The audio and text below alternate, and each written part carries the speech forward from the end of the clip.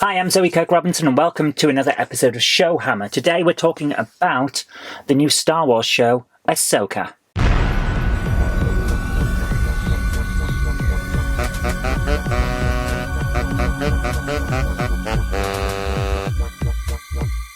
Alright, first things first, I have been looking forward to this show since the trailers came out and there was a heavy reference to Heir to the Empire. Now, Heir to the Empire, for those of you who don't know, was the book. It wasn't the first Star Wars book, of course that was Splinter of a Mind's Eye, but it was the first of what's now become known as the Expanded Universe, or in new Disney parlance, the Legends set. It's what really got me into Star Wars as well. The films were good. I would watch them whenever they were on at Christmas, because that's usually when Star Wars was on in the UK on TV.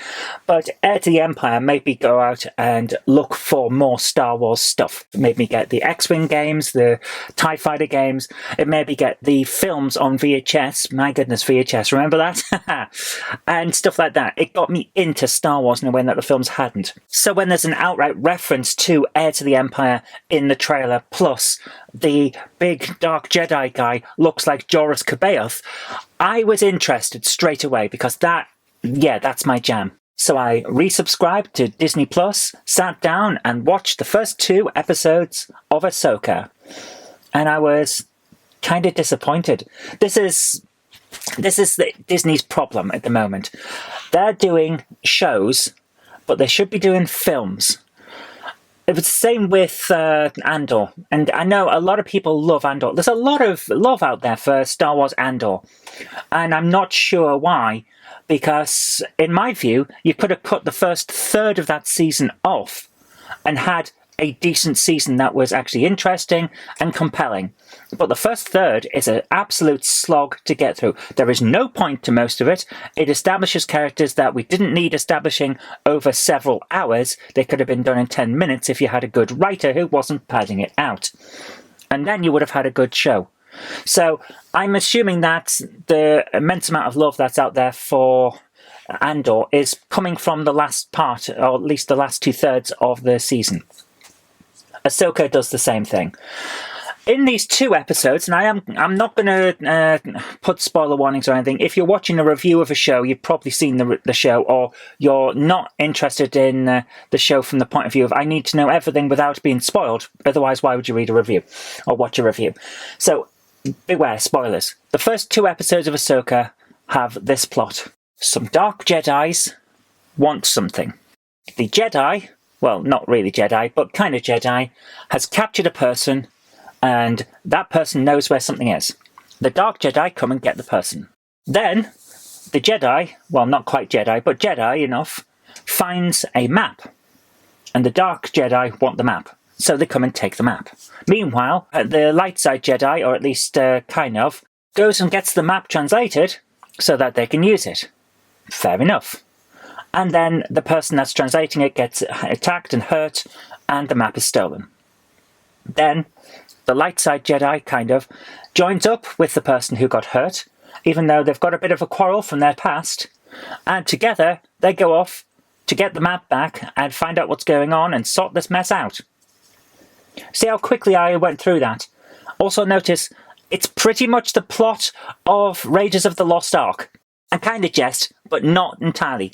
It is the opening of Raiders of the Lost Ark. Remember when Indy goes to the Himalayas and talks to the woman who's got the little amulet thing, and then the Nazis turn up and take the amulet, and they have a fight, and then all of a sudden, they're out, and they're gone, and the adventure is on. You know how that took about 10-15 minutes? Well, Ahsoka manages to do the same thing from Raiders of the Lost Ark in 2 episodes. And that's all that happens.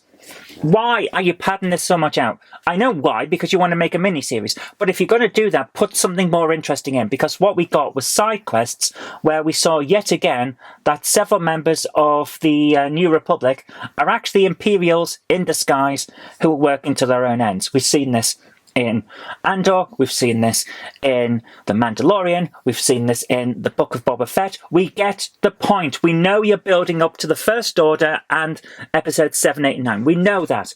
So stop messing about and putting large chunks of, oh, the plot thickens, the plot thickens. The plot is not thickened. The plot is thick enough already.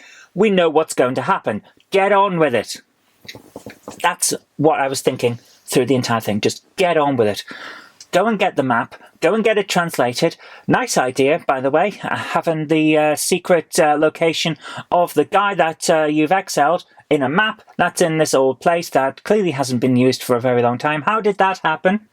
Thrawn hasn't been gone that long. So I'm assuming that it's actually to do with the Outriders. So was it Project Outlier or something like that from Edge of the Empire, where the Jedi went out and checked new galaxies and all of that. I think that's kind of what they're suggesting is what that map was for. But they seem to have sent Thrawn to the same place, which is interesting because what it means is that Thrawn and his Dark Jedi have switched roles from Edge of the Empire to Ahsoka. Instead of the Dark Jedi coming back from the outer galaxy and meeting up with Thrawn and the ally, Thrawn is coming back from the outer galaxy and meeting up with the Dark Jedi, and they're going to ally.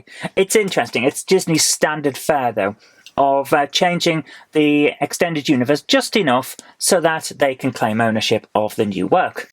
I already know where that's going, and most of the Star Wars fans already know where that's going. And even if you're not a Star Wars fan, but you're watching the show and you haven't seen Rebels and you haven't read Heir to the Empire or any of that, you kind of know what's going on as well. Because, as I've said, this is the plot from Raiders of the Lost Ark. It's a standard archetype, so why are you taking so long with it? You've got the inciting incident, you've had the call to action, get on with the plot. Which is why I have to give this at most 7 out of 10.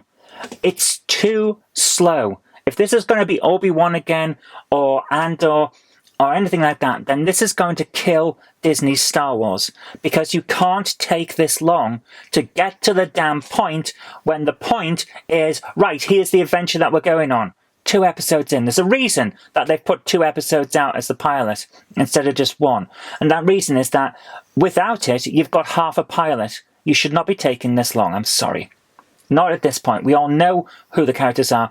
Even if we didn't actually need to know them that well in the first place because it's right at the front of the episode. It's establishing them, so establish them again if you need to. Just get on with it. I hope it gets better. I am looking forward to seeing where this is going. Heir to the Empire is one of the best Star Wars novels ever written.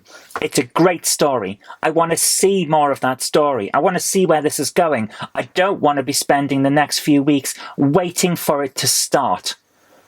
So I hope that gets better, because right now it's not good enough. Not by a long shot. Okay, that's all I've got for you this time. So tune in next week when we see the next part, and hopefully they're getting going this time. As I say, 7 out of 10. Hope it gets better as we go on. But that's all I've got time for today. So thank you very much for watching. I hope you have enjoyed it. And if you agree or disagree, let me know in the comments. I'm always happy to have a conversation with all of you, because as always, it is a story. It's not be all end all. It's not life and death. Let's have a talk about what we thought about it, because that's always fun. All I ask is that people be respectful of one another when we comment. Let's not have character assassinations or anything like that. It's not life or death. We don't need to fight over this stuff. Take care. Have a great day. Remember to like, comment, subscribe, and all that jazz to keep the channel from being buried under the deluge of stuff from YouTube. And I'll see you next time for more Star Wars. If you like the show, please consider supporting me on Patreon. It really does help create future videos. That's patreon.com/Zoe Kirk Robinson. And I've got an extra special thanks going out to Chief89, Sam Yates, Retro Mickey 82, Mo Henry, and George Bortorini. Thank you so much, guys.